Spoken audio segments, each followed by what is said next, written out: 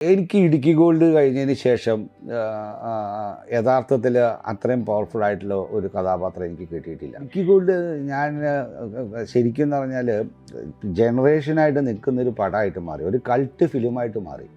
അതിനകത്തേക്ക് ബിയോണ്ട് അതിൻ്റെ whatever use ചെയ്യ കഞ്ചാവ് തന്നെയല്ല, ബിയോണ്ട് ദാറ്റ് ഫ്രണ്ട്ഷിപ്പാണ് അതിനകത്ത് കാര്യം. 10ാം ക്ലാസ്സിലൊക്കെ പഠിക്കുന്ന 9ാം ക്ലാസ്സിൽ പഠിക്കുന്ന പിള്ളേരൊക്കെ എനിക്ക് എഴുതുമായിരുന്നു, എനിക്ക് മ്ലേച്ഛനായാൽ മതി എന്ന് ജീവിതത്തിൽ.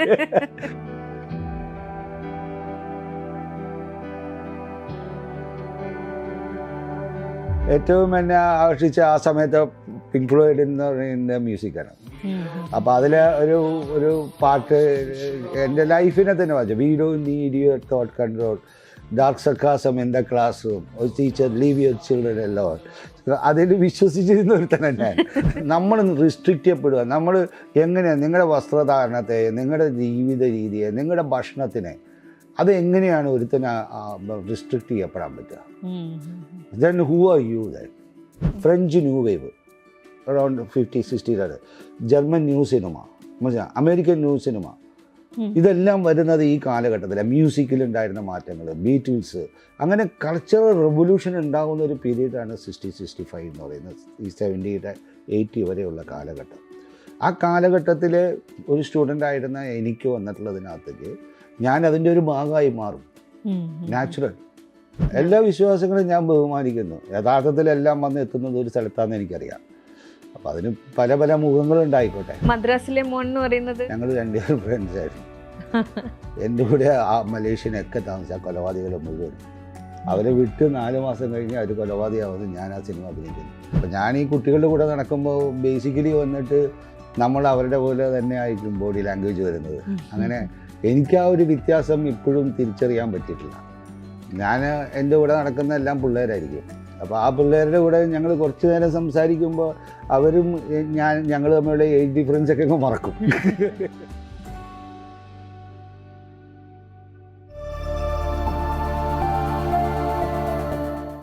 നടൻ മാത്രമായിരുന്നില്ല, പിന്നെ നിർമ്മാതാവായിട്ടുണ്ട്, തിരക്കഥാകൃത്ത്, പിന്നെ TV അവതാരകൻ, ഇന്റീരിയർ ഡിസൈനർ അല്ലെ, പിന്നെ അതിന്റെ ഇടയിൽ കൺസ്ട്രക്ഷൻ ഫീൽഡ്, അങ്ങനെ പല രീതിയിലാണ്. ഒരു ബഹുമുഖ പ്രതിഭയാണ്. ഞാൻ പ്രതിഭയെന്നല്ല, ബഹുമുഖ ഞാൻ എനിക്ക് ഇഷ്ടപ്പെട്ടതിനെല്ലാം ചെയ്തു. പക്ഷെ എവറിത്തിങ് അതിനകത്തൊരു കണക്ഷൻ ഉണ്ട്. ആർട്ട് എവറിത്തിങ് നിങ്ങൾ നോക്കിക്കഴിഞ്ഞാൽ അതിനകത്തൊരു ആർട്ടിസ്റ്റിക് ഇതുണ്ടാവും, ഒരു റിലേഷൻ ഉണ്ടാവും എല്ലാത്തിലും. ഇപ്പോൾ ഞാൻ അവതാരകനായിട്ട് വന്നത് തന്നെ അതെ, അത് ആ പൊളിറ്റിക്സ് ആൻഡ് സിനിമ എന്ന് പറയുന്ന ഒരു പ്രോഗ്രാം ആദ്യം അതാണ് അത് തുടങ്ങുന്നത്. അത് അങ്ങനെ ഒരു കൺസെപ്റ്റ് തന്നെ ഉണ്ടാക്കാൻ പറ്റി. അത് എനിക്ക് ഫ്രീഡം നികേഷ് തന്നതുകൊണ്ടാണ്. എന്തെങ്കിലും നീ ചെയ്യാൻ പറഞ്ഞപ്പോഴത്തേക്ക് ഞാൻ ചെയ്യാനായിട്ട് വന്നപ്പോൾ ഞങ്ങൾ തമ്മിൽ ഈ ഫിലിം ഫെസ്റ്റിവൽ ബേസ് ചെയ്ത് ഡൽഹിയിൽ നല്ല ഫ്രണ്ടായിരുന്നു. പുള്ളിക്ക് എന്നെ വിളിച്ചിട്ട് ഇങ്ങനെ ആർട്ടിൻ്റെ ബേസ് ചെയ്തിട്ടാണ് എന്നെ വിളിച്ചത്. അപ്പോൾ ആ സമയത്താണ് ഇലക്ഷൻ ഡിക്ലെയർ ചെയ്യപ്പെടുകയും ഒരുപാട് പ്രശ്നങ്ങൾ ഇവിടെ ഉണ്ടാവുകയും ചെയ്യുന്നത്. അപ്പോൾ പൊളിറ്റിക്സ് ബേസ് ചെയ്തിട്ട് എന്ത് ചെയ്യാൻ പറ്റുമെന്ന് ചോദിച്ചു. അപ്പോഴാണ് ഞാൻ ഇങ്ങനെ ഒരു കൺസെപ്റ്റ് ഇങ്ങനെ ഉണ്ടാക്കിയത്. ആക്ച്വലി കാരണം ഒരുപാട് പൊളിറ്റിക്കൽ സിനിമകൾ ഉണ്ടായിരുന്നല്ലോ. അപ്പോൾ അതിൽ നിന്നുള്ള ക്ലിപ്പുകൾ എടുത്തിട്ട് സമകാലിക പൊളിറ്റിക്സുമായിട്ട് ലിങ്ക് ചെയ്യിപ്പിച്ചുകൊണ്ട് അതിനെ സരസമാക്കിയിട്ട് ഒരു സട്ടയർ ആക്കിയിട്ട്, അതിനൊരു കാരണം എന്ന് പറഞ്ഞാൽ പണ്ട് ഈ കട്ട് പോലത്തെ മാഗസീൻസ് ഉണ്ടായിരുന്നു അന്ന്. ശരിക്കും അത് പൊളിറ്റിക്കൽ സട്ടയർ വന്നിട്ട് എപ്പോഴും ഭയങ്കര ഹിറ്റാവുന്ന സാധനം. അപ്പോൾ അതിനെ ഞാൻ ഈ സിനിമയായിട്ട് ലിങ്ക് ചെയ്തു.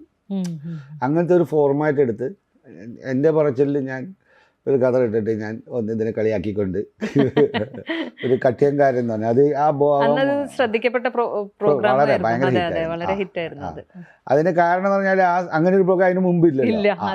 പിന്നെ ഞാൻ അതിനകത്ത് ഈ എടുത്ത കട്ടിയങ്കാരൻ എന്ന് പറയുന്ന ഈ എൻ്റെ അവതാരകൻ എന്ന് പറയുന്നത് ഈ തെരുക്കൂത്തി എന്ന് എടുത്ത ക്യാരക്ടറാണ്. അതിനകത്ത് ഒരു കട്ടിയങ്കാരൻ അതിനെ പറയുക. നാരദൻ എന്നൊരു കൺസെപ്റ്റ് ഉണ്ടല്ലോ, അവനാണ് കഥ എന്ന് പറയുക.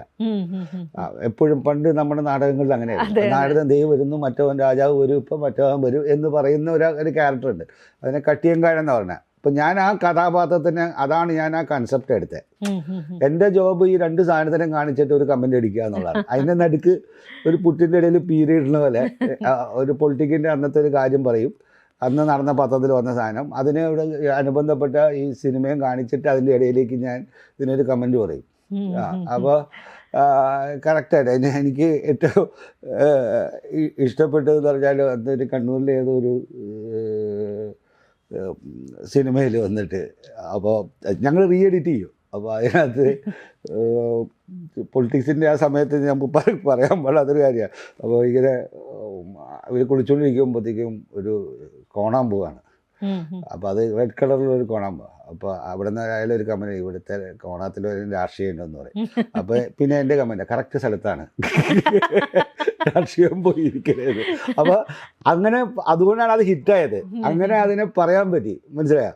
അപ്പോൾ ബേസിക്കലി നമ്മൾ അതിലെ പൊള്ളയായ കാര്യങ്ങൾ പൊളിറ്റിക്സിൻ്റെ ഭയങ്കര പൊള്ളയായിട്ട് പോകുന്ന ഒരു അവസ്ഥയും കൂടി ഉണ്ട് നമുക്ക് ശരിക്കും പല സ്ഥലത്തും.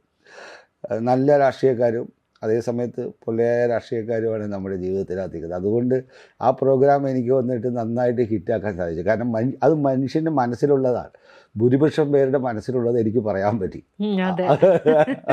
ജനത്തിൻ്റെ മനസ്സ് അവർ മിണ്ടാതിരിക്കണമെന്നുണ്ട്. അതുകൊണ്ടാണ് ആ പ്രോഗ്രാം ഹിറ്റായത്. അപ്പോൾ അത് കാരണമാണ് എനിക്ക് കൈരളിയിൽ വന്നിട്ട് അത് കഴിഞ്ഞപ്പോൾ ഫുട്ബോൾ മാനിയ അത് പെട്ടെന്ന് അവർ ഈ സാധനം ഹിറ്റായതുകൊണ്ടാണ് ഉടനെ തന്നെ അത് ഞാൻ ഈ കൺസെപ്റ്റ് പറഞ്ഞപ്പോൾ പോരെ എന്ന് പറഞ്ഞു. വേറെ ഡിസ്കഷനേ വേണ്ട. കാരണം അതിൻ്റെ റേഞ്ച് അറിയാം, അത് എന്തായി തീരും എന്നുള്ളത് അപ്പോൾ തന്നെ അതിൻ്റെ ആ കൺസെപ്റ്റിൽ തന്നെ ഉണ്ട്. അപ്പോൾ അത് ഭയങ്കരമായിട്ട് വർക്കൗട്ടായി. ഞാൻ എന്നും ചെയ്യുന്ന ആർട്ടുമായിട്ട് കണക്ട്, അതാണ് എൻ്റെ സബ്ജക്റ്റ്. ഞാൻ കൂടുതൽ പഠിച്ചിരിക്കുന്ന അതാണ്. ഞാൻ തൃപ്പൂണിത്തുറക്കാരനാണ്. അപ്പോൾ ഞാൻ എൻ്റെ തൊട്ടടുക്കാണ് കലാമണ്ഡലം കൃഷ്ണൻ നായരും കല്യാൺകുട്ടിയമ്മയുടെയൊക്കെ വീട്. അപ്പോൾ കൊട്ടും പാട്ടും ഡാൻസും എല്ലാം കേട്ടാണ് ഞാൻ വരുന്നത്. നമ്മൾ ഉറങ്ങി എണീക്കുന്നത് തന്നെ താളം കേട്ടുകൊണ്ടാണ്. രാവിലെ 4 മണിക്ക് തുടങ്ങും അവിടെ ഈ കഥകളിയുടെ പ്രാക്ടീസ്. അപ്പോൾ അതിൻ്റെ കൊട്ട് കേട്ടുകൊണ്ടാണ് നമ്മൾ പാതി ഉറക്കത്തിൽ രാവിലെയുള്ള ഉറങ്ങലും ഈ സാധനം ഇങ്ങനെ കേട്ടുകൊണ്ട് തന്നെ നമ്മൾ ഈ ചില സമയത്ത് ഇങ്ങനെ അലാറം കേട്ടുകൊണ്ട് ഉറങ്ങൂലേ, അതേപോലെ മിക്കവാറും അത് ആ കൊട്ട് കേട്ടുകൊണ്ട് തന്നെ പ്രാക്ടീസ് ആയിട്ടുണ്ട് ശരിക്കും. അപ്പോൾ അങ്ങനെ അത് നമ്മുടെ അബോധ മനസ്സിലേക്ക് ഈ താളം കയറും. അപ്പോൾ നമ്മളിൽ ശരിക്കും ഈ താളബോധം ഉണ്ടാവാൻ ഒരുപക്ഷെ ഞാൻ തൃപ്പൂണിത്തുറക്കാരനായതുകൊണ്ടായിരിക്കാം.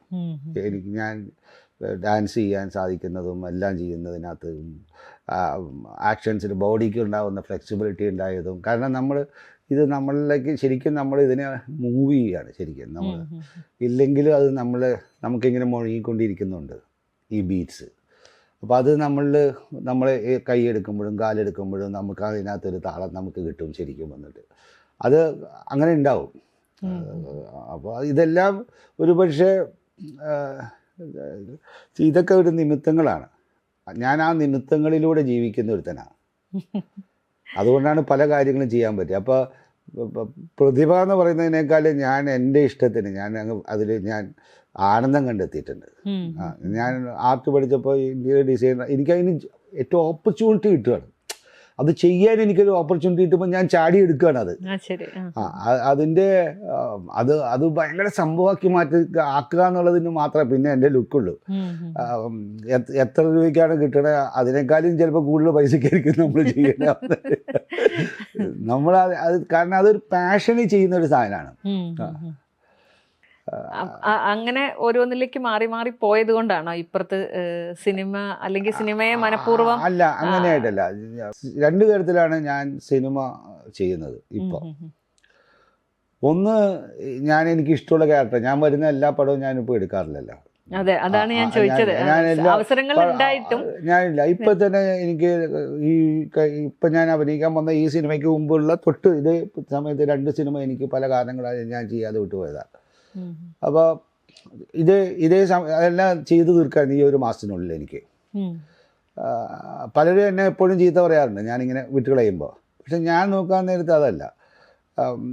ഞാൻ സിനിമ ഇപ്പോൾ ചെയ്യുന്നത് എനിക്ക് സന്തോഷമായിട്ട് നിൽക്കാൻ പറ്റുന്ന ഒരു അവസ്ഥയുണ്ടോ എന്നുള്ളത് ഞാൻ ഒന്ന് നോക്കുന്നത്. എനിക്ക് പെർഫോം ചെയ്യാനുള്ള ബോഡിയിലേക്ക് എടുത്തിട്ട് ചെയ്യാനുള്ള ഒരു സാധനമുണ്ടോ, അതിൽ എനിക്ക് ഓഡിയൻസിന് രസിപ്പിക്കാൻ പറ്റുന്ന എന്തെങ്കിലുമൊക്കെ ഇൻസിഡൻ്റ് അല്ല. ഇപ്പോൾ എൻ്റെ അടുത്ത മാസം റിലീസ് ഉണ്ട്. ഡെഫിനറ്റായിട്ട് ഞാൻ ഇപ്പോൾ ചെയ്യുന്ന എല്ലാ പടങ്ങളിലും ഞാൻ തിയേറ്ററിൽ ഒരു അനക്കം ഉണ്ടാക്കുന്നുണ്ട്. എൻ്റെ അത് ഉണ്ടാക്കാൻ കാരണം ഞാൻ എൻജോയ് ചെയ്ത് ചെയ്യുമ്പോഴാണ് അത് കിട്ടുക. അപ്പോൾ അതെനിക്ക് ട്രാൻസ്ഫർ ചെയ്യാൻ പറ്റും. I should enjoy actually. ഇപ്പം ഞാനിപ്പോൾ സിനിമ അഭിനയിക്കുന്നത് അത് രണ്ട് കാര്യം. ഒന്ന് എൻ്റെ ആഗ്രഹങ്ങൾ തീരുന്നത്, രണ്ട് ഞാൻ ഇടയ്ക്കിടയ്ക്ക് സിനിമകൾ എടുക്കും. അതിൻ്റെ കാരണം എന്ന് പറഞ്ഞാൽ ഞാൻ ചെയ്യുന്ന മറ്റു കാര്യങ്ങൾക്ക് ഞാനിപ്പോൾ കണ്ടിട്ടുണ്ട്, ഞാനൊരു നടനായതുകൊണ്ട് എനിക്ക് ഒരുപാട് ആക്സസ് ഉണ്ട് ശരിക്കും. അപ്പോൾ ഞാൻ അതിനെ യൂസ് ചെയ്യുന്നുണ്ട്. ഞാൻ 2-3 കാര്യങ്ങൾ വളരെയധികം, ഇപ്പോൾ ഞാൻ ജനിച്ച വീട്, ഞാൻ ജനിച്ച നാട്, അതേപോലെ എനിക്ക് സിനിമയുടെ അഭിനയിക്കാൻ കിട്ടിയ എൻ്റെ പടം ഹിറ്റായത്, ഒരുപാട് ഹിറ്റ് പടങ്ങൾ എനിക്ക് ബിഗിനിങ്ങിലുള്ളത് 80-ലുണ്ടായത്, സ്റ്റാറുടെ ഉണ്ടായത്, ഇതിനെല്ലാത്തിനെയും എനിക്ക് പിന്നീട് ഉപയോഗിക്കാൻ പറ്റിയിട്ടുണ്ട് എൻ്റെ മറ്റ് ആഗ്രഹങ്ങൾ തീർക്കാൻ. അല്ലെങ്കിൽ ഞാൻ ഈ പറയുന്ന ഒരു സ്ഥലത്തേക്കും എനിക്ക് എത്തപ്പെടാൻ പറ്റില്ലായിരുന്നു. ഞാനിവിടുത്തെ ഇന്ത്യൻ കോൺക്രീറ്റ് ഇൻസ്റ്റിറ്റ്യൂട്ടിൻ്റെ ഓൾ കേരള ചാപ്റ്ററിൻ്റെ കൺവീനർ, നോൺ എഞ്ചിനീയറായി ഞാൻ. ഓൾമോസ്റ്റ് സയൻറ്റിസ്റ്റുകളെല്ലാവരും, എല്ലാ സ്റ്റീൽ എഞ്ചിനീയറിങ്ങിലെ എല്ലാ സയൻറ്റിസ്റ്റുകളായിട്ട് എനിക്ക് നല്ല പരിചയങ്ങളാണ്. ലൈക്ക് IITയുടെ ഹെഡ്, റൂക്കയുടെ ഹെഡ്, LRTയുടെ ഹെഡ്, അങ്ങനെ എല്ലാവരുമായിട്ട് 90s ലാസ്റ്റിൽ ഞാൻ ഭയങ്കര കൂട്ടായിരുന്നു. ഞാനിവിടെ കൊണ്ടുവന്നിരിക്കുന്ന 3 ബിൽഡിംഗ് മെറ്റീരിയൽസ് ഞാൻ കേരളത്തിലേക്ക് ഇൻട്രൊഡ്യൂസ് ചെയ്തത്. Like Fe500 high grade steel, 53 grade എന്ന് പറഞ്ഞ സിമെൻറ്റ് ഞാനാണ് ഇവിടെ കൊണ്ടുവന്ന് ചെയ്തേക്കുന്നത്. ഇവിടെ ഇഷ്ടംപോലെ ഒരു 10-200 മേസൺ മീറ്റ്, എഞ്ചിനീയേഴ്സ് മീറ്റ് ഞാൻ കേരളം മുഴുവൻ ചെയ്തിട്ടുണ്ട്. ഞാൻ ഒരുപാട് എഞ്ചിനീയറിംഗ് കോളേജിൽ പോയിട്ടുണ്ട്, ഈവൻ ഈ ടെക്നോളജി പഠിപ്പിക്കാനായിട്ട്. അപ്പോൾ എനിക്ക് ഭയങ്കര സന്തോഷമായിരുന്നു. ഞാനൊരിക്കൽ ഫെഡോയിൽ പോയി ഇതേപോലെ ഈ Fe500 സ്റ്റീലിനെ കുറിച്ചിട്ടും അതിൻ്റെ ക്വാളിറ്റിയും ഈ സിമെൻറ്റിനെ കുറിച്ചിട്ടൊക്കെ ഞാൻ ഈ ടെക്നിക്കലി എന്നെ പഠിപ്പിച്ചു തന്നായിരുന്നു. ഞാൻ സ്ട്രക്ചർ റിസർച്ച് സെൻ്ററുമായിട്ട് എനിക്ക് പരിചയമായിരുന്നു. അപ്പോൾ ടാറ്റയുടെയും ബിർളയുടെയും ലൈക്ക് റിസർച്ച് സെൻ്ററുമായിട്ട് ഞാൻ എപ്പോഴും നന്നായിട്ട് കോർഡിനേറ്റ് ചെയ്യുമായിരുന്നു ഇത് പഠിച്ചെടുക്കാൻ. എൻ്റെ ആഗ്രഹം അതാണല്ലോ, നമ്മൾ പറയുന്ന സബ്ജക്റ്റിന്. അപ്പോൾ ഞാൻ അവിടെ പോയി പറയുമ്പോൾ എൻ്റെ ചേട്ടനായിരുന്നു അന്ന് GM, പിന്നീട് പുള്ളി MD ആയി. അപ്പോൾ പുള്ളി ഭയങ്കര സന്തോഷമായി, എടാ നീ ഇവിടെ ഒന്ന് ഇതൊക്കെ കാര്യങ്ങളൊക്കെ പറയാറായോ എന്നൊക്കെ ചോദിച്ചു. അപ്പോൾ ഞാനൊരു ഫിലിം ഇൻസ്റ്റിറ്റ്യൂട്ട് സ്റ്റുഡൻറ്റ് ഇങ്ങനെ വന്നിട്ട് ഓൾ ടോപ്പ് എഞ്ചിനീയേഴ്സ്, ഇവിടുത്തെ ഏറ്റവും വലിയ കൺവെൻഷൻ സെൻറ്റർ ഗൾഫാർ ചെയ്ത് ഞാനാണ്. അന്ന് എൻ്റെ 150 അടി സ്പാനാണ് അന്ന്. അതിന് മുമ്പ് അങ്ങനെ ഒരു 150 അടി സ്പാനൊന്നും കോളം ഇല്ലാത്തതില്ല. അപ്പോൾ അതെങ്ങനെയാണ് ചെയ്തത്, അതിൻ്റെ പ്രോബ്ലംസുകൾ, അല്ലെങ്കിൽ 4000 പീസുകൾ വെച്ചാൽ കോതാട് പള്ളി ചെയ്തേക്കണം. ഒരു ഓർത്തോഗ്രിഡ് ഡയഗ്രിഡ് എന്ന് പറയുന്ന ഒരു സ്പേസ് ഫ്രെയിം സ്റ്റൈലാണ്. അപ്പോൾ അതിനെനിക്ക് കാരണം എനിക്ക് ഡോക്ടർ രാജാറാമായിരുന്നു എനിക്ക് ഡിസൈൻ ചെയ്തിരുന്നത് ടാറ്റയായിരുന്നു. അതേപോലെ SCRCയിലെ സയൻറ്റിസ്റ്റുകളായിരുന്നു, IITയിലെ സാറായിരുന്നു, അണ്ണാ യൂണിവേഴ്സിറ്റിയിലെ ശാന്തകുമാർ സാറൊക്കെ ആയിട്ട് ഞാൻ ഭയങ്കര. അപ്പോൾ അവരൊക്കെ എൻ്റെ കൂടെ നിൽക്കുമായിരുന്നു. അവർക്ക് എന്താണെന്ന് പറഞ്ഞാൽ ഒരു പരിധിവരെ ഞാൻ കണ്ടിട്ടെന്ന് പറഞ്ഞാൽ ഇവരൊക്കെ ഇൻവെൻഷൻസ് ഉണ്ടായിരുന്നു. ഓരോ ന്യൂ മെത്തേഡുകൾ ഈ കൺസ്ട്രക്ഷനിൽ കൊണ്ടുവന്നവരെ ഇവരാണ് കോഡ് നിശ്ചയിക്കുന്നത്. ഇവർക്കുള്ള കാര്യം, ഞാൻ സിനിമയിൽ നിന്ന് ഇത്ര വലിയ പാഷനായിട്ട് ഇവരുടെ അടുത്ത് വരുവാണല്ലോ. അപ്പോൾ ഒരു പരിധി വരെയും വന്നിട്ട് ഇവരെന്നെ സപ്പോർട്ട് ചെയ്ത് പഠിപ്പിച്ച് തരുമായിരുന്നു. എന്നെ കൂടെ ഇരുത്തി, എടാ ഇന്നതാണ്. അപ്പോൾ അത് പെട്ടെന്ന് അവർ പറയുന്നത്, എടാ നീ കഴിഞ്ഞ ജന്മത്തിൽ അച്ഛനായിരുന്നിരിക്കുന്നു പറയും. എനിക്കത് പെട്ടെന്ന്, കാരണം ഇറ്റ്സ് മാത്തമാറ്റിക്സ് ബേസിക്കലി. ഞങ്ങൾ ഫാമിലിയായിട്ട് എല്ലാവരും പഠിക്കാനായിട്ട്, ഞാൻ സിനിമ പോയാൽ എല്ലാവരും പഠിക്കാനായിട്ട് ഭയങ്കര മിടുക്കമുള്ളൊരു സ്ഥലമാണ്. എൻ്റെ ബ്രദറൊക്കെ മാത്സിൻ്റെ പുസ്തകം എഴുതിയിട്ടുള്ളതാണ്. അപ്പോൾ ഒരു പക്ഷേ ജീൻസിൽ അത് ഉണ്ടാവും. അപ്പം ഞാൻ ഇവിടുത്തെ ഇത് കിട്ടിയത് കാലിക്കറ്റ് ഞങ്ങൾ വന്നിട്ട് ആർക്കിടെക്ട് മീറ്റിന് ഒരു ഡ്രാമ കളിച്ചായിരുന്നു, ഈ തച്ചൻ്റെ ദുഃഖം എന്ന് പറയുന്ന ഒരു കൊറോഷനെതിരായിട്ട്. ആ ഒറ്റ കാര്യം കൊണ്ടാണ് എനിക്ക് ഗൾഫാറിലെ വർക്ക് തന്നത്. അത് കഴിഞ്ഞപ്പോൾ ഇത് കൺവിൻസിങ് ആയിരുന്നു. ഐ യൂസ്ഡ് തിയേറ്റർ ഫോം, ഈ art form to sell, convince ചെയ്യാൻ. ഈ എഞ്ചിനീയേഴ്സ് മീറ്റിലും ഞാനത് എനിക്കറിയാവുന്ന അതാണ്. അതാണ് ഞാൻ തുടങ്ങിയത് തന്നെ. എൻ്റെ ജോബ് അതായിരുന്നു. എനിക്ക് ആർട്ട് വെച്ച് സംസാരിക്കാൻ അറിയാം. അപ്പോൾ ഞാൻ എന്ത് ചെയ്ത്, ഇതേ മഹാഭാരതത്തിന് ഞാൻ ചെയ്തതല്ലേ, ഞാൻ അവിടെ കൊണ്ടുവന്നിട്ട് ആദ്യത്തെ സ്റ്റീലിൻ്റെ കൊറോഷൻ റെസിസ്റ്റൻസ് സ്റ്റീൽ വിൽക്കാനായിട്ടുള്ള ഞങ്ങളുടെ പ്രോഗ്രാമിൽ ഈ മഹാഭാരതത്തിലെ ദ്രൗപദി വസ്ത്രാക്ഷേപം ഞാൻ കൊണ്ടുവന്നിട്ട്, അപ്പോൾ അതിനകത്ത് ഈ കംപ്ലീറ്റ് കാവാലത്തിൻ്റെ അതിൽ ആക്ട് ചെയ്ത ആക്ടേഴ്സാണ് ഞങ്ങൾ ഉപയോഗിച്ചത് തിരുവനന്തപുരത്ത്. അങ്ങനെ അത് എല്ലാവരും, കുഞ്ഞാലിക്കുട്ടിയൊക്കെ മിനിസ്റ്റർ അവരെല്ലാം ഉണ്ട് ആ സമയത്ത്, ഇനാഗറേഷൻ സമയത്ത്. അപ്പോൾ ഈ ഡ്രാമ അങ്ങ് പ്ലേ ചെയ്തു. അപ്പോഴാണ് അവസാനം മനസ്സിലാവുന്നത് Draupadi as Kerala, Dushasan as corrosion, Krishna as a corrosion resistance സ്റ്റീലായിട്ട് മാറുകയാണ് അതിൻ്റെ ക്യാപ്ഷൻസ് വരുമ്പോൾ. അത് ഭയങ്കര അപ്ലാസ് ആയിരുന്നു.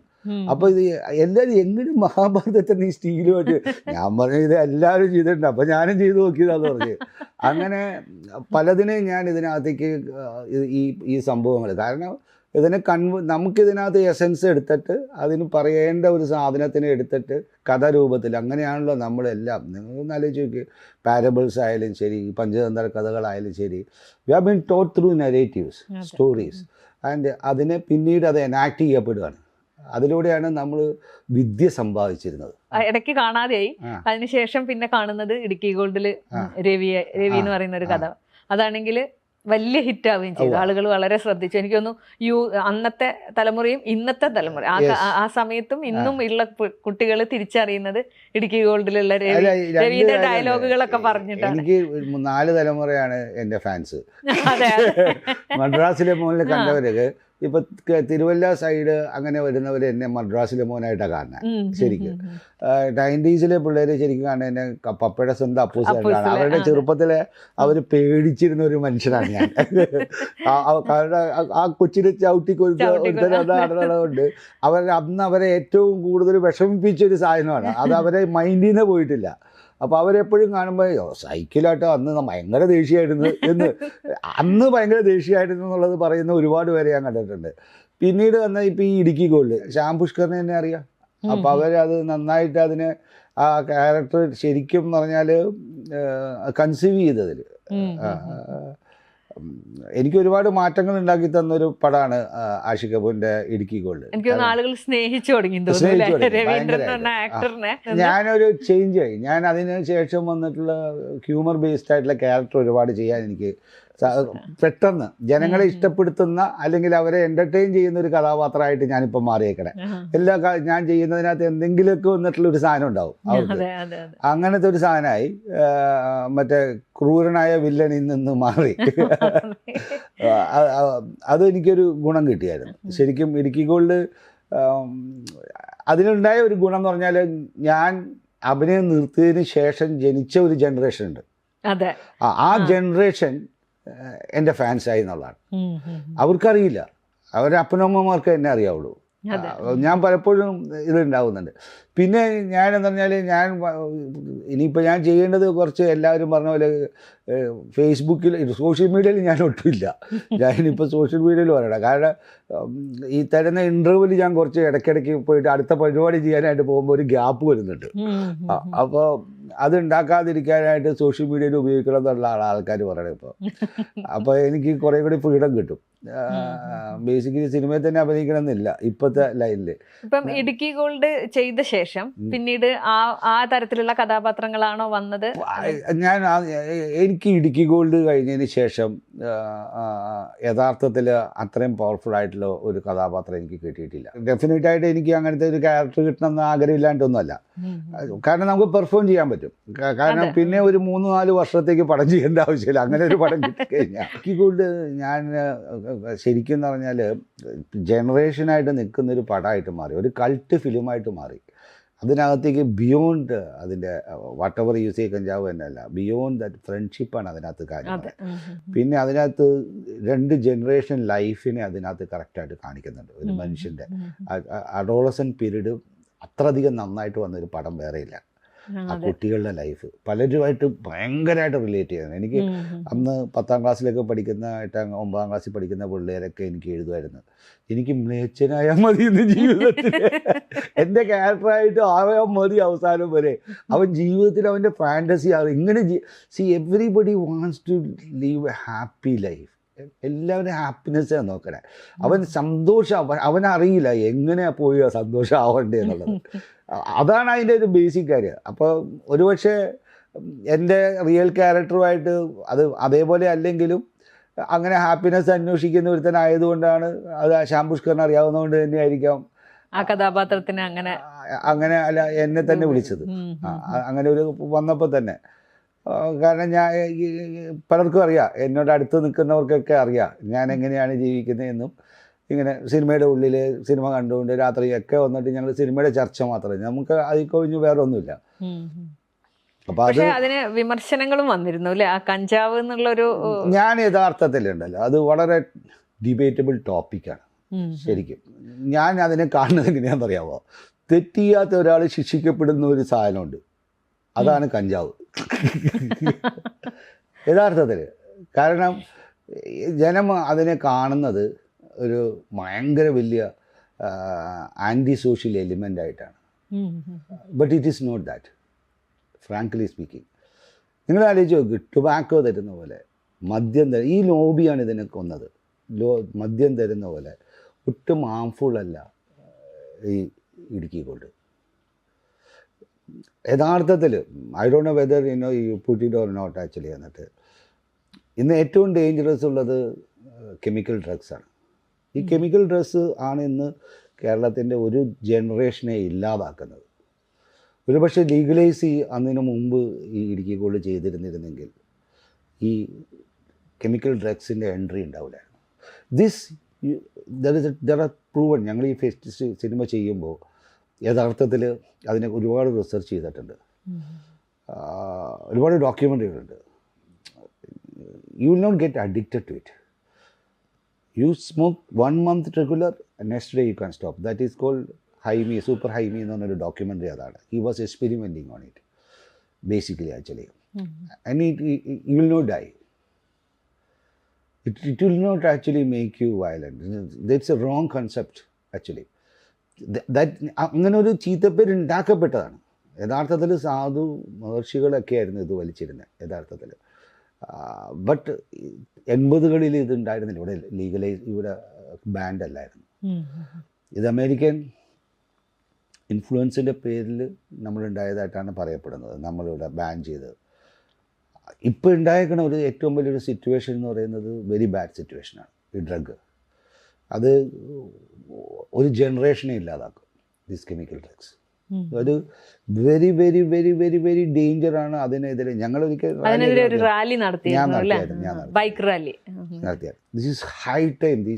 ഒരു അവയർനെസ്, ഇതിൻ്റെ ഡേഞ്ചർ അവയർനെസ്. എനിക്ക് തോന്നണില്ല ഇവരൊക്കെ ഇത് എടുക്കുന്നവർ 40-50 മുകളിൽ പോകുന്നു പിള്ളേർ.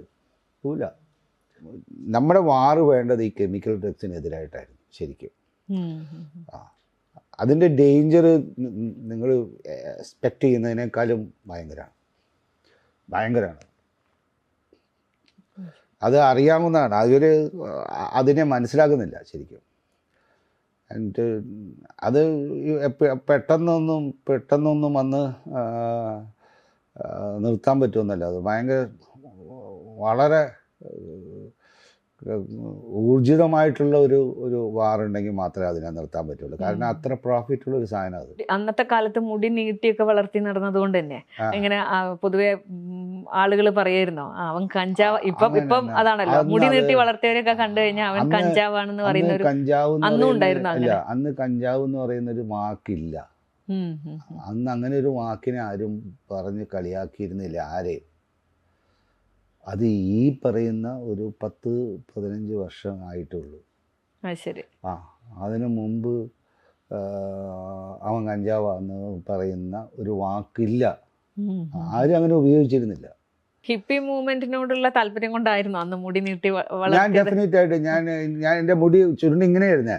ഞാൻ ജിമ്മി ആൻഡ്രിക്സിൻ്റെ ഒക്കെ ഭയങ്കര ഫാനായിരുന്നു, ക്ലാരസ് സന്താനമൊക്കെ ആയിട്ട്. അപ്പോൾ വുഡ്സ്റ്റോക്കൊക്കെ ഞങ്ങൾ കൊണ്ടുവന്ന് നടന്നിരുന്നതല്ലേ. അപ്പോൾ അങ്ങനെ മുടിയുടെ സാധനങ്ങൾ ലൈക്കിനോ അതേപോലെ ആഫ്രോ ലുക്ക് എൻ്റെ ഏറ്റവും വലിയ ഹിറ്റ് സാധനമായിരുന്നു. എന്നിട്ട് tight pants, tight bell bottom pants, അങ്ങനെ നമ്മൾ ടോട്ടലി ഫുൾ ടൈം മ്യൂസിക് കേട്ട് വരുന്ന ഇതായിരുന്നു. ബ്ലാക്ക് മാജിക് വുമൺ എന്നൊക്കെ പറഞ്ഞു ഞങ്ങളൊക്കെ അതിനകത്ത് ആകർഷകരായത്. ഇപ്പം ഞാൻ ഏറ്റവും എന്നെ ആകർഷിച്ച ആ സമയത്ത് പിങ്ക് ഫ്ലോയ്ഡ് എന്ന് പറയുന്ന മ്യൂസിക്കാണ്.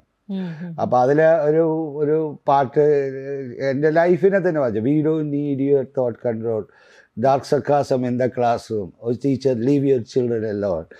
അതിൽ വിശ്വസിച്ചിരുന്ന ഒരുത്തനാണ് ഞാൻ. അതിൽ ഇറങ്ങി പുറപ്പെട്ട ഒരുത്തനാണ്. We don't believe in that system actually. We want to leave our life actually. എന്നിട്ട് so that there is a transition period in everywhere is happening actually. അതങ്ങനെയാണത്. നമ്മളൊരു ഒരു സൈക്കിളിലാണ് നമ്മൾക്ക് എന്തെങ്കിലും അവിടെ നടന്നാലും ഇവിടെയും തന്നെ നടക്കുക, അതിനെ കോപ്പി ചെയ്യല്ല, അതങ്ങനെയാണത്. ഹിപ്പി മൂവ്മെന്റിനോടൊക്കെ ആകർഷണം തോന്നാനുള്ള ഒരു കാരണം അന്നത്തെ ഒരു ജീവിത സാഹചര്യവും അന്നും ഇതേപോലെ ഇന്നിപ്പോൾ കുട്ടികൾ പറയുന്നുണ്ടല്ലോ വളരെ എന്താ പറയുക അത് ചെയ്യരുത് ഇത് ചെയ്യരുത് എന്നൊക്കെ പറഞ്ഞ് കുട്ടികളെ വളർത്തുമ്പം അതിൽ നിന്ന് വേറെ ഒരു ജീവിതത്തിലേക്ക്, അതായത് അതിനോടൊരു റെബലായിട്ട് ചിന്തിക്കുക, അങ്ങനെയുള്ള ഒരു ചിന്ത തന്നെയായിരുന്നോ അന്നും ഈ ഒരു ഹിപ്പി മൂവ്മെന്റിനോടൊക്കെ അല്ലെങ്കിൽ അതിനോടൊരു ആകർഷണം തോന്നാൻ ഉള്ളൊരു കാരണം അതായിരുന്നോ? എപ്പോഴും നമ്മളിൽ ഉണ്ടാവുന്നൊരു സാധനം അത്. അതൊരു ബേസിക് നമ്മുടേതായിട്ടുള്ള ഒരു സിസ്റ്റത്തിൽ നമ്മളൊരു ഫ്രീഡത്തിനെ എടുത്തിട്ട് ജീവിക്കുന്നതിനെയാണത്.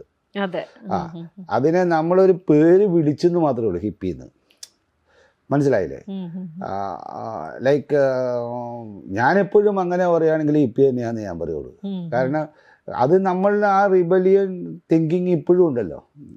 ഞാൻ എൻ്റെ ജീവിതം എൻ്റെ ഇഷ്ടത്തിനല്ലേ ഞാൻ ജീവിക്കുന്നത്. നമ്മൾ റിസ്ട്രിക്റ്റ് ചെയ്യപ്പെടുക. നമ്മൾ എങ്ങനെയാണ് നിങ്ങളുടെ വസ്ത്രധാരണത്തെ, നിങ്ങളുടെ ജീവിത രീതിയെ, നിങ്ങളുടെ ഭക്ഷണത്തിനെ, അത് എങ്ങനെയാണ് ഒരുത്തനെ റിസ്ട്രിക്റ്റ് ചെയ്യപ്പെടാൻ പറ്റുക?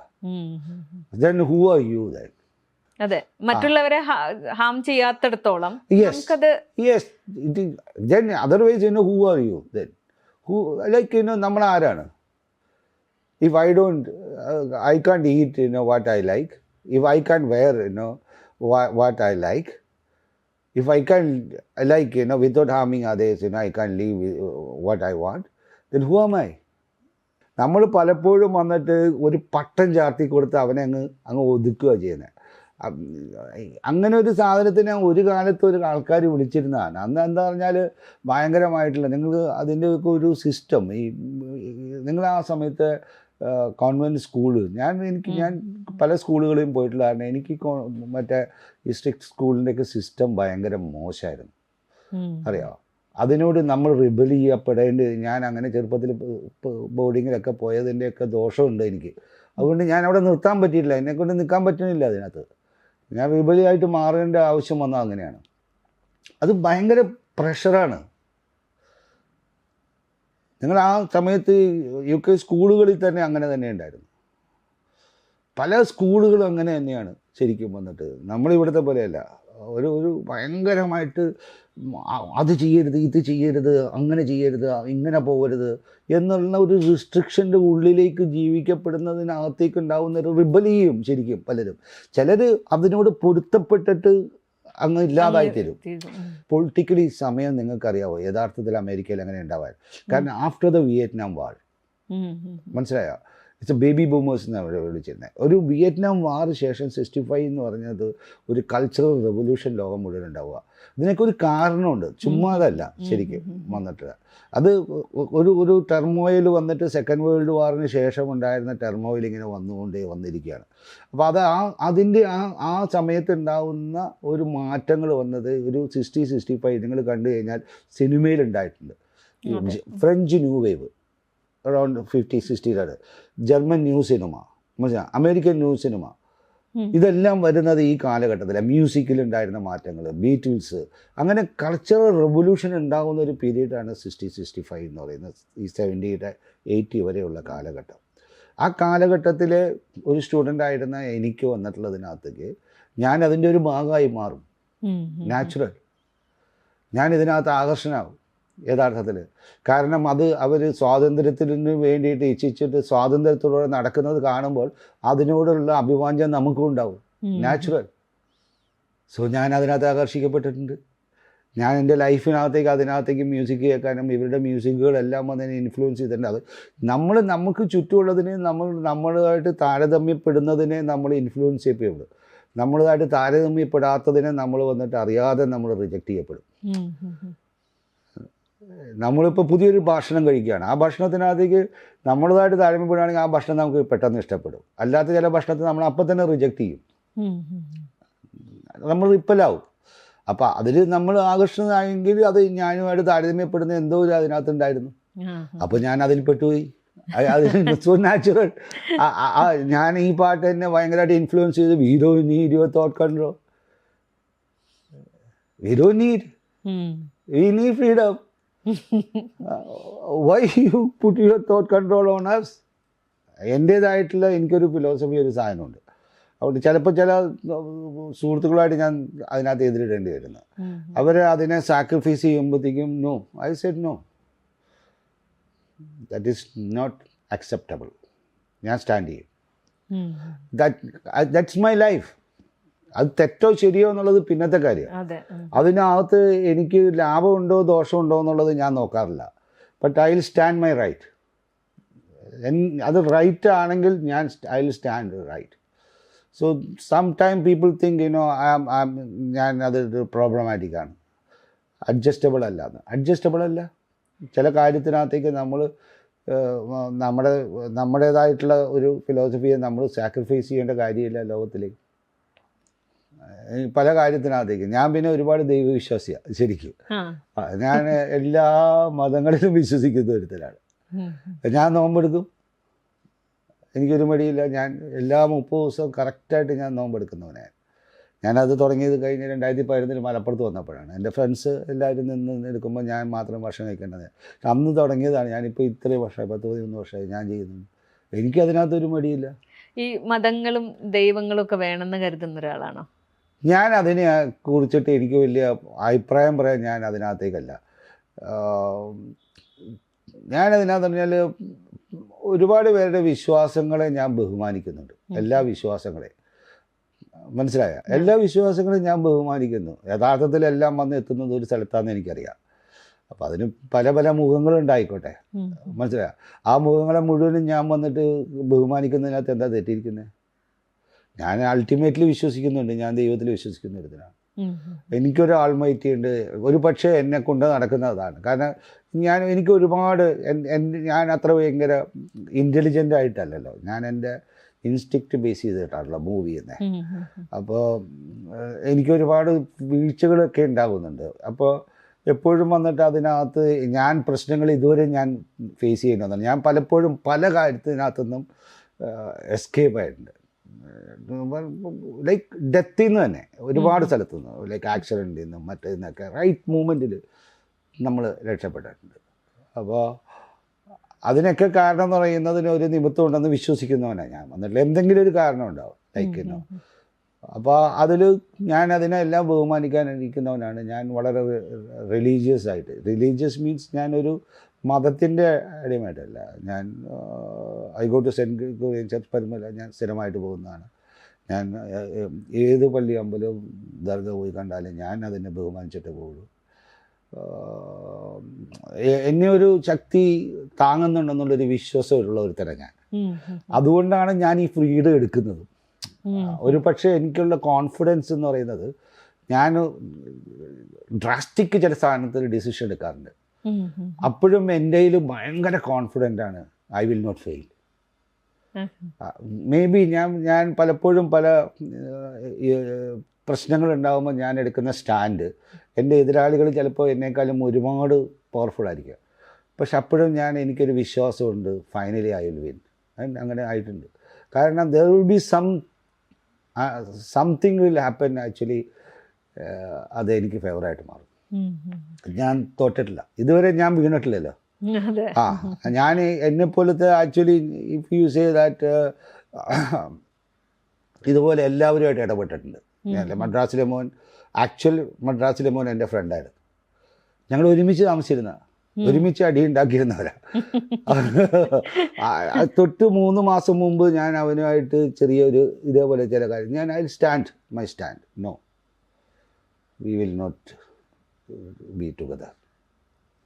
There are certain limit. കാരണം അവൻ്റെ വക ഡ്രഗിലേക്കും കെമിക്കലിലേക്കും കക്കലൊക്കെ പോയി. ഞാൻ no, you cannot stay in my place. ഞാൻ അവനെ പുറത്താക്കി. I said no. Every time എനിക്കൊരു ബൗണ്ടറി ഉണ്ട്. ഞാൻ ഫ്രീഡം കളിച്ചാലും ഒരു മദ്രാസിലെ മോൻ എന്ന് പറയുന്നത് ആക്ച്വലി ഒറിജിനലായിട്ട് ശരി, ഞങ്ങൾ 2 ഫ്രണ്ട്സ് ആയിരുന്നു. എൻ്റെ കൂടെ ആ മലേഷ്യനൊക്കെ താമസിച്ച കൊലപാതകൾ മുഴുവനും അവരെ വിട്ട് 4 മാസം കഴിഞ്ഞ് അവർ കൊലപാതകമാവുന്നു. ഞാൻ ആ സിനിമ അഭിനയിക്കുന്നു. അതിന് വർഷങ്ങൾക്ക് ശേഷം വന്ന് ഇത് അറിഞ്ഞിട്ട് മനോരമ അവനെ മീറ്റ് ചെയ്യിക്കുന്നുണ്ട് 2007. ഞാൻ അവനെ പോയി ബാംഗ്ലൂർ പോയി കാണുന്നുണ്ട്. അപ്പോൾ ഈ ചരിത്രം മുഴുവനും വന്നിട്ട് മനോരമ ആഴ്ചപ്പതിൽ വന്നിട്ടുണ്ട്, ഒരു 8 പേജിൽ ഞങ്ങൾ തമ്മിലുള്ള പഴയ കാലം മുഴുവനും. അയാളിൽ നിന്നാണ് ആ കഥാപാത്രം ഉണ്ടാവുന്നത് അല്ലേ? അവൻ കൊല ചെയ്തു പോയി, അത് ഞാൻ ആക്ട് ചെയ്തത്. ശരി. ശരിക്കും ഞങ്ങൾ രണ്ടുപേരും ആക്ച്വൽ ഫ്രണ്ട്സ് ആയിരുന്നു. അന്ന് TV ഒന്നും ഇല്ലാത്തതുകൊണ്ട് ആദ്യം ആൾക്കാർ അറിഞ്ഞില്ല, ആൾക്കാരൊന്നും പറഞ്ഞില്ല. ഞങ്ങളുടെ ഫ്രണ്ട്സിന് എൻ്റെ കൂടെ ഇരുന്ന ശങ്കർ, ശ്രീനാഥ് എല്ലാവർക്കും അറിയാം. അല്ല, ഞാൻ ചോദിക്കുന്നത് ഈ മദ്രാസിലെ മോൻ എന്ന് പറയുന്ന സിനിമ ആ സിനിമയുടെ ചെയ്യുന്ന സമയത്ത് അവർക്ക് അറിയായിരുന്നോ സുഹൃത്തുക്കളാണ് എന്നുള്ളത്? ആർക്കും അറിയില്ല. ഇല്ല, അത് ഒരുപാട് വർഷമായിട്ട് ആർക്കും അറിയില്ലായിരുന്നു. ഞാൻ പറയാനും പോയില്ല. ഞാൻ എന്തിനാ പറയണേ? ഞങ്ങളുടെ ആൾക്കാർക്കൊക്കെ ഫ്രണ്ട്സിന് അറിയായിരുന്നു. അതുകൊണ്ട് ആ കഥാപാത്രം നന്നായി ചെയ്യാൻ പറ്റിയിട്ടുണ്ടാവില്ല. കൂടെ ജീവിച്ച ആളാണല്ലോ. ഞങ്ങൾക്ക് അറിയാം. ഞങ്ങൾ രണ്ടുപേർക്കും അങ്ങനെ, ഞങ്ങൾ രണ്ടുപേരുടെയും ഒരു വയലൻ ക്യാരക്ടർ ഉണ്ടായിരുന്നു. അത് ഞങ്ങൾക്ക് രണ്ടുപേർക്കും അറിയാം. അപ്പോൾ ഞാനും അവനുമായിട്ട് ഫ്രണ്ടായിരുന്നു. അവനിപ്പോൾ ഭയങ്കര മറ്റേ സുവിശേഷക്കാരനാണ്. അവന് ഒരുപാട് പേര്. അപ്പം ഇപ്പോൾ അവൻ ഭയങ്കര വലിയ ആളാണ്. അപ്പം ഞാൻ പറഞ്ഞു, ഇതറിഞ്ഞെങ്കിൽ ഞാനും കൊന്നു. ഇതുപോലെ മാറ്റം ഉണ്ടാവുമല്ലേ? 150 പേരെ അവൻ ഓർഫൻസിനെ വന്നിട്ട് നിൽക്കുന്ന ഒരു ഓർഫനേജ് നടത്തിക്കൊണ്ട് നടക്കുക. കുറ്റവാളികളുടെ മക്കൾക്ക് വേണ്ടി. കർണാടക.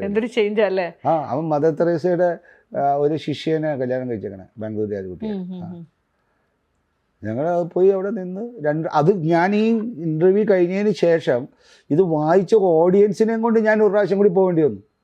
അത്ര പവർഫുൾ ആയിരുന്നു ആ സമയത്ത് ഈ ആർട്ടിക്കിൾ. എനിക്ക് തോന്നണേ കണ്ണൂർ കേരളത്തിലുള്ള എല്ലാ ക്രിമിനൽസും എന്നെ വിളിച്ചിരുന്നു. ഞങ്ങൾക്കൊരു സെക്കൻഡ് ലൈഫ് ഉണ്ടെന്ന് മനസ്സിലായി സാറേ.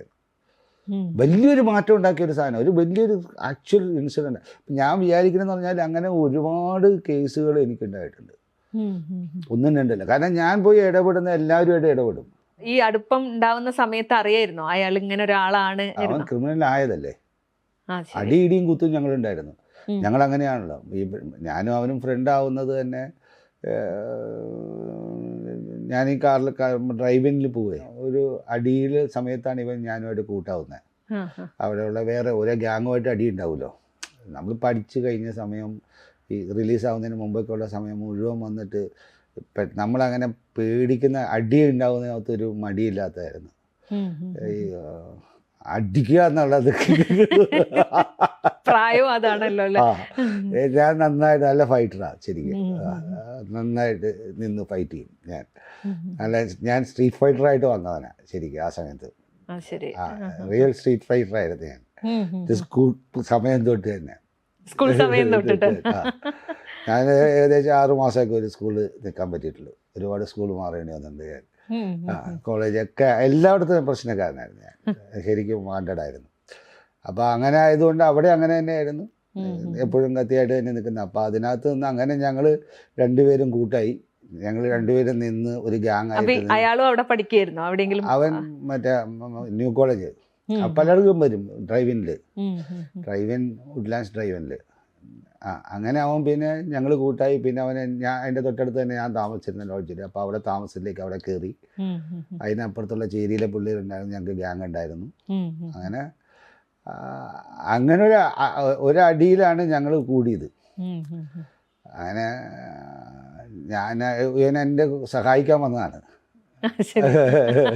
കുറച്ച് നാൾ കഴിഞ്ഞപ്പോൾ ഞങ്ങൾ പേപ്പറിൽ കാണുന്നു കൊലപാതകത്തിന് ഇവരെ പിടിച്ചിരിക്കുന്നത്. അപ്പം ഞങ്ങൾ ശങ്കർ, മരിച്ചുപോയ ശ്രീനാഥൊക്കെ ഉണ്ട്, ഉണ്ണികൃഷ്ണനൊക്കെ, ഞങ്ങളൊക്കെ ഒരു സ്ഥലത്താണ്. എല്ലാവരും ബന്ധം പിടിച്ചിരിക്കരുത്. അത് കഴിഞ്ഞപ്പോൾ 6 കോടി ഞാൻ അഭിനയിക്കാൻ എൻ്റെ അടുത്ത് വരുകയും ചെയ്തു. അത് സിനിമയാക്കണമെന്ന് അറിഞ്ഞപ്പോൾ തന്നെ എനിക്കറിയാതെ എൻ്റെ അടുത്ത് വരുള്ളത് വന്ന് ഞാനത് ചെയ്യുകയും ചെയ്തു. അന്നേരം ഒന്നും ആൾക്കാരോടൊന്നും പറഞ്ഞൊന്നുമില്ല. അത് കാരണം അതൊരു വിഷയമല്ലായിരുന്നു. പക്ഷേ ഈ സുഹൃത്തുക്കൾക്കൊക്കെ അറിയില്ലായിരുന്നോ? ആരും അങ്ങനെ അതിനെ വലിയ കാര്യമായിട്ട് വലിയ ഇഷ്യൂ ആയിട്ടൊന്നും എടുത്തില്ല. ഇപ്പോഴത്തെ പോലെ അല്ല അന്ന്. ഇതൊക്കെ വെറുതെ ഒരു അങ്ങനെ സംഭവിച്ചു പോയതിൻ്റെ പേരിൽ ഒരാളുടെ കൂടെ ഫോട്ടോ എടുത്തത് ഒന്നും ഇപ്പോൾ വലിയ വിഷയമായിട്ട് വരുന്ന സമയം അത് ഇപ്പോഴും ഉള്ളു. ആരെങ്കിലും ഒരുത്തൻ പോയി, നമ്മളിപ്പോൾ ശരിക്കും പറഞ്ഞാൽ എയർപോർട്ടിൻ്റെ ഉള്ളിൽ ഫോട്ടോ എടുക്കാൻ പേടിയാണ് എനിക്ക് എന്ന് പറഞ്ഞാൽ. ഞാൻ പറയാം എപ്പോഴും പുറത്തിറങ്ങാൻ. കാരണം നമ്മൾ ഇവൻ്റെ കൂടെ ഫോട്ടോ എടുത്തിട്ടായിരിക്കും ഇവനെ പിടിക്കുന്ന ഒരു സ്വർണം കൊണ്ട്. ആദ്യമേ അവനെ നോക്കുമ്പോൾ നമ്മളോട് നിൽക്കണാണ്. പിറ്റേ ദിവസം വീഡിയോയിൽ വന്നതെന്ന് പറഞ്ഞാൽ ആരെ വീണ്ടെടുക്കുന്നൊക്കെ ഇപ്പൊ ശരിക്കും ഒരു പരിചയമില്ലാത്തവൻ വരെയും വന്നിട്ട് ഒരു ഒരു കണക്ട് ചെയ്തിട്ട് അങ്ങനെയൊന്നും ഇല്ല. അന്ന് യഥാർത്ഥത്തിൽ ഇങ്ങനെ സോഷ്യൽ മീഡിയ തന്നെ ഇങ്ങനെയൊന്നും ഇതുപോലെ ഒരു കാര്യത്തിന് ആരും ബോധേടൊന്നുമല്ല. ഒരാളെ തകർക്കണം എന്നുള്ള ഒരു കാര്യമൊന്നുമില്ല. ഇപ്പോൾ ഒരു നെഗറ്റീവ് തിങ്സിന് എങ്ങനെ കിട്ടും എന്നുള്ളതിന് ഇതിന് ടോട്ടൽ തിങ്സ് മാറിയല്ലോ.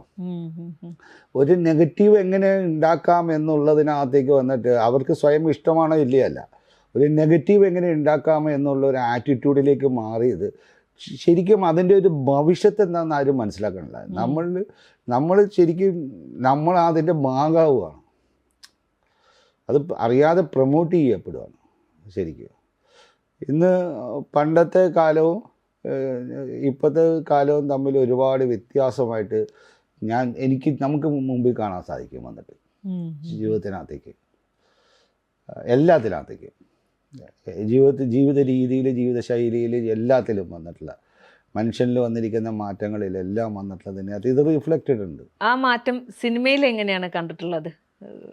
അന്നത്തെയും ഇപ്പം ഇന്നത്തെയും തലമുറേൻ്റെ കൂടെ അഭിനയിക്കുകയും ഇടപെടുകയും ചെയ്യുന്നൊരു ആള്. ഞാൻ യഥാർത്ഥത്തിൽ ആക്ച്വലി അങ്ങനെ സൗഹൃദങ്ങളുടെ കാര്യത്തിലായാലും എനിക്ക് അങ്ങനെ ഒരു ഫീലിംഗ് ഇല്ല. ഞാൻ എല്ലാ കുട്ടികളുടെ കൂടെ, ഞാൻ ഈ ഫെസ്റ്റിവൽ നടത്തുന്നത് കൊണ്ട് കുട്ടികളുടെ കൂടെ നടക്കുന്ന ഒരുത്തനാണല്ല. ഞാൻ സിനിമ പഠിപ്പിച്ചുകൊണ്ട് നടക്കുകയാണല്ലോ. ഇവിടെയും അവിടെയും മിഡിൽ ഈസ്റ്റിലൊക്കെ ഞാൻ ഇപ്പോഴും ഉള്ളത്. ഞാനിപ്പോൾ ഇവിടെ അല്ല, ഇപ്പോൾ കഴിഞ്ഞ 8 വർഷമായിട്ട് ഞാൻ മിഡിൽ ഈസ്റ്റ് ഗൾഫ് ബേസിട്ടാണല്ലോ ഞാൻ ജീവിക്കുന്നത്. അവിടെയെല്ലാം ഞാൻ കുട്ടികളെയും വലിയവരെയും എല്ലാവരെയും ഞാൻ സിനിമ പഠിപ്പിച്ച് നടക്കുന്നത്. അപ്പോൾ ഞാൻ ഈ കുട്ടികളുടെ കൂടെ നടക്കുമ്പോൾ ബേസിക്കലി വന്നിട്ട് നമ്മൾ അവരുടെ പോലെ തന്നെ ആയിരിക്കും ബോഡി ലാംഗ്വേജ് വരുന്നത്. അങ്ങനെ എനിക്ക് ആ ഒരു വ്യത്യാസം ഇപ്പോഴും തിരിച്ചറിയാൻ പറ്റിയിട്ടില്ല. ഞാൻ എൻ്റെ കൂടെ നടക്കുന്ന എല്ലാം പിള്ളേരായിരിക്കും. അപ്പോൾ ആ പിള്ളേരുടെ കൂടെ ഞങ്ങൾ കുറച്ച് നേരം സംസാരിക്കുമ്പോൾ അവരും ഞങ്ങൾ തമ്മിലുള്ള ഏജ് ഡിഫറൻസൊക്കെ അങ്ങ് മറക്കും. അങ്ങനെ ഭയങ്കര കാര്യമായിട്ട് തന്നെയാണ് ഐ ഡോണ്ട് നോ ആക്ച്വലി ഞാൻ പെട്ടെന്ന് ഹ്യൂമൻ റിലേറ്റ് ചെയ്യുന്നവനാണ്. പിന്നെ ഈ സിനിമയിൽ തന്നെ അന്ന് കുറേ കാലം സിനിമയിൽ അഭിനയിച്ച് നിന്നു. പിന്നെ ഇടയിലൊരു കാണാതായല്ലോ, ആ ഒരു സിനിമയിൽ ഉണ്ടായിരുന്നില്ല. ആ സമയത്ത് സിനിമയിൽ ഉണ്ടായിരുന്ന സൗഹൃദങ്ങൾ അന്വേഷിക്കുകയോ എവിടെയാണെന്നുള്ള ഒരു ബന്ധം ഉണ്ടാവോ ചെയ്തിരുന്നു? അങ്ങനെ ഒരു വിഷയം ആക്ച്വലി ഞാൻ സിനിമയുടെ ക്യാമറയ്ക്ക് മുമ്പിൽ ഇല്ല എന്ന് മാത്രമല്ലേ ഉള്ളൂ. ഞാൻ സിനിമയുടെ ഉള്ളിലാണ് ഫുൾ ടൈം. ഞാൻ സിനിമയിൽ നിന്ന് മാറില്ല. ഞാൻ ഫിലിം ഫെസ്റ്റിവൽ ചെയ്യുന്നു, ഫിലിം ഫെസ്റ്റിവലിലേക്ക് പോകുന്നു, ഞാൻ തന്നെ ഫിലിം കാണിക്കാൻ കൊണ്ടുപോകുന്നു, ഇവരെയൊക്കെ വിളിച്ചിട്ട് ഞാൻ പോകുന്നു, ഇവരെല്ലാവരും എൻ്റെ ഫിലിം ഫെസ്റ്റിവലിൻ്റെ ഭാഗമാകുന്നു. 2007 തൊട്ട് 2008 ഞാൻ വന്നത് 60 ക്യാമ്പസിലാണ്. ഈ Kochi metro short film festival എന്ന് പറഞ്ഞിട്ടൊരു ഷോർട്ട് ഫിലിം ഫെസ്റ്റിവൽ നടത്തിയിരുന്നത്. അതെ, അതാണ് ഇപ്പൊ നടത്തുന്നത്. ഞാൻ അതിന് മുമ്പ് മൺസൂൺ സിനി ഫെസ്റ്റ് എന്നൊരു പാരീസിലൊക്കെ അത് അവിടെ കാണിച്ചായിരുന്നു. ഞാൻ അത് എന്താ പറഞ്ഞാല് ബേസിക്കലി ഞാൻ അവിടെയും ചെയ്യാൻ എനിക്കൊരു ഗുണം കിട്ടിയെന്ന് പറഞ്ഞാൽ അത് അത് മമ്മൂട്ടിയുടെ രഞ്ജിത്ത് ചെയ്തൊരു സിനിമ കാണിച്ചത്. ഞാൻ ആക്ച്വലി കാൻ ഫിലിം ഫെസ്റ്റിവലിൽ പോയതാ. അങ്ങനെ കാൻ ഫിലിം ഫെസ്റ്റിവലിൽ പോകുമ്പോൾ എനിക്ക് ഇവരുടെ ഇന്ന് ഞങ്ങൾ ചെയ്തൊരു ഷോർട്ട് ഫിലിം ഉണ്ടായിരുന്നു 2007. പിള്ളേരെ കൊണ്ട്, അവിടുത്തെ ഗവൺമെൻറ് കോളേജിലെ പിള്ളേരെ കൊണ്ട് നമ്മളൊരു ഷോർട്ട് ഫിലിം ചെയ്യിപ്പിച്ചു. അത് ഞാൻ ഗോവ ഇൻ്റർനാഷണൽ ഫിലിം ഫെസ്റ്റിവലിൽ സ്പെഷ്യൽ പ്രോഗ്രാമായിട്ട് സ്ക്രീൻ ചെയ്യിപ്പിച്ചു. ക്യാമ്പസ് ഹിറ്റ് ദ ഇഫി എന്നും പറഞ്ഞുകൊണ്ട് ഒരു പ്രോഗ്രാമാക്കി ഞാൻ അവിടുത്തെ ഗോവ ഇതിനായിട്ട് ചേർന്ന് ഗോവ ഇത് ചെയ്തയച്ചു. ഒരു തനി പ്രോഗ്രാമാണ് ചെയ്തത് ആക്ച്വലി. വന്നിട്ട് ഭയങ്കര ഗുണമുണ്ടായിരുന്നു. അതിൻ്റെ നാഷണൽ ജൂറി ആയിരുന്ന അവരൊക്കെയാണ് അതിനകത്ത് പങ്കെടുത്തത്. എല്ലാ ഡയറക്ടേഴ്സും വന്നായിരുന്നു. ഞാൻ അതിൻ്റെ ഒരു ഓർഗനൈസറിൻ്റെ ഒരാളായിരുന്നു എപ്പോഴും ഫെസ്റ്റിവലിൽ. അതുകൊണ്ട് എനിക്ക് ഈസി ആയിട്ട് എല്ലാ മീഡിയയും വന്ന് ഭയങ്കര സപ്പോർട്ട് ഉണ്ടായിരുന്നു. അപ്പോൾ അത് കഴിഞ്ഞിട്ട് ഞാൻ പോകുമ്പോൾ കാൻ ഫിലിം ഫെസ്റ്റിവലിലേക്ക് പോയപ്പോൾ ഞാൻ ഇവിടെ നിന്ന് 2 പടവും കൂടെ കാണിക്കാനായിട്ട്, ഈ ഷോർട്ട് ഫിലിം അല്ലാതെ തന്നെ പുറത്ത് ചുമ്മാ കാണുമ്പോൾ കാണിക്കാനായിട്ട്. ഒന്ന് ഇപ്പോൾ എനിക്ക് തോന്നണ മോഹൻലാലിൻ്റെ ഐഡൻറ്റിറ്റി ഇല്ലാത്ത പാകിസ്ഥാനിയുടെ ഇത് ഒന്ന് പരദേശി ആ പടവും, മമ്മൂട്ടിയുടെ വന്നിട്ട് രഞ്ജിത്ത് സംവിധാനം ചെയ്ത ഖുഷ്ബുവായിട്ട് അഭിനയിച്ചൊരു പടമില്ലേ, കയ്യൊപ്പ് തന്നെയായിരുന്നു എൻ്റെ മനസ്സിൽ കാണുന്നത്. അത് തന്നെ.